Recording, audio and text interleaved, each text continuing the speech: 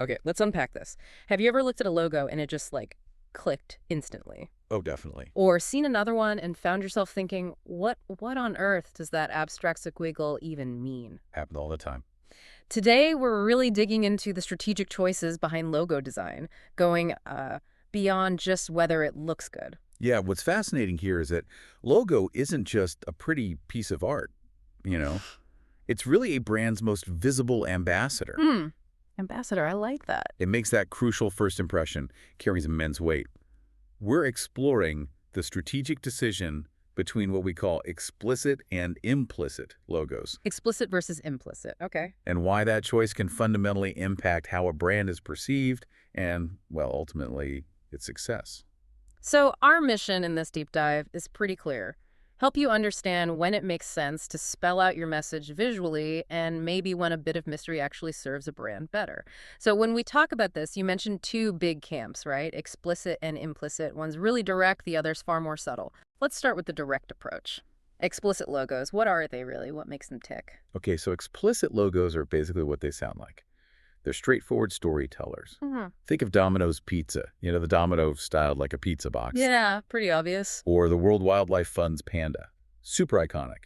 They use clear, often literal visual elements to communicate what the company does or what it stands for. Okay. Their power lies in instant recognition. They enhance perceived authenticity, makes it clear what you're getting.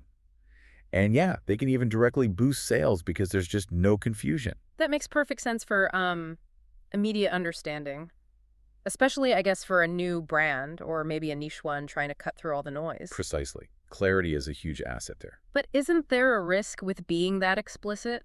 That they become too limiting? Like, what if Domino suddenly decided they wanted to branch into, I don't know, high-end furniture? That pizza box logo might feel a bit off. You've hit on a really crucial point there. While clarity is definitely a strength, explicit logos can limit brand expansion down the road. Right. And there's a paradox, too. If the product or service itself is unpleasant, Mm. think about an explicit logo for, say, a debt collection agency. Ooh, yeah. It can immediately bring up stressful or negative associations. Uh, So while they offer clarity, they can sometimes act as a kind of straitjacket for future growth, or even hinder connection if the offering isn't, universally positive. That's a really good insight. But then you have the total opposite approach, don't you? The brands that seem to say almost nothing explicitly with their logo, yet somehow they become utterly iconic. Hmm. I mean, I'm thinking Nike swoosh or Apple's bitten apple. Yeah. How do they communicate without spelling it all out? This is where the implicit logos come in.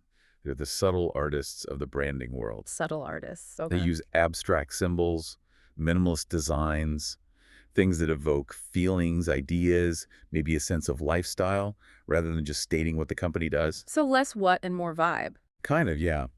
The genius here is their incredible flexibility for brand evolution. Apple isn't just computers anymore, right? Not for a long time. Phones, music, services. Exactly. That abstract Apple lets them expand almost infinitely without the logo feeling dated or irrelevant. And I imagine they create a certain mystique too, like you're part of an exclusive club if you get the brand without it being shouted at you. Absolutely. They can definitely cultivate a sense of sophistication, maybe mystery, even exclusivity. They often become iconic because they're unique and require the consumer to sort of invest a little meaning into them. Invest meaning. But, and this is the big but that brings us to their challenge, they often require a much bigger marketing effort to establish that initial brand recognition. Oh, okay. That makes sense. If you're a brand new company or in a very niche market, an implicit logo runs the risk of just being too vague, too confusing. People might not get what you offer at a glance. So it's like a blank canvas, but you have to work really hard to paint the picture for people. That's a great way to put it.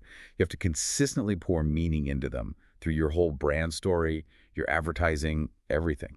So, okay, let's make this practical. If you're actually thinking about a brand's visual identity, maybe starting one or refreshing one, how do you even begin to decide which way to go? What's the strategic framework? Well, this raises a really important question, and it definitely goes beyond just, personal taste. It truly depends on several factors. Like what? Like new or niche brands, we touched on this, they generally benefit hugely from explicit logos for quick understanding, getting noticed fast in a crowded market. So if you're launching, I don't know, a service that only sharpens artisanal Cheese knives. Yeah, maybe an image of a sharp knife and some cheese is your best bet for immediate clarity. You wouldn't want just an abstract swirl, probably. Got it. No ambiguity there. Exactly. Whereas established brands, the ones with strong recognition already baked in, Yeah. they can absolutely leverage implicit designs. They've earned the brand equity to give an abstract symbol meaning. Okay, so maturity matters. What else? Industry norms play a role, too. Mhm. Think about food and beverage, often lean explicit, right? Pictures of food, clear names. Yeah, true. While technology, fashion, luxury brands, they tend to gravitate towards implicit, more abstract, more sophisticated feeling maybe. Hmm. And critically, you have to consider the nature of the product or service itself. If it's linked to negative or sensitive concepts, think industrial waste management or maybe addiction treatment. Right, things people might not want advertised explicitly. Precisely. Yeah. In those cases, implicit logos are often far more appropriate. They avoid those direct, potentially harmful or uncomfortable associations. Wow. This deep dive really shows that a logo is so much more than just a pretty picture. It's a real strategic powerhouse, isn't it? Like a silent salesperson. It absolutely is. And Mhm. ultimately, there's no single right answer. You see plenty of successful brands that combine elements or they evolve their logos over time. Think about Pepsi. Oh, yeah, totally changed over the decades. Exactly. From very explicit script to something much more abstract now. The key is choosing a logo that authentically represents your brand's core, communicates effectively with your specific target audience, and crucially, aligns with your long-term vision for where the brand is headed.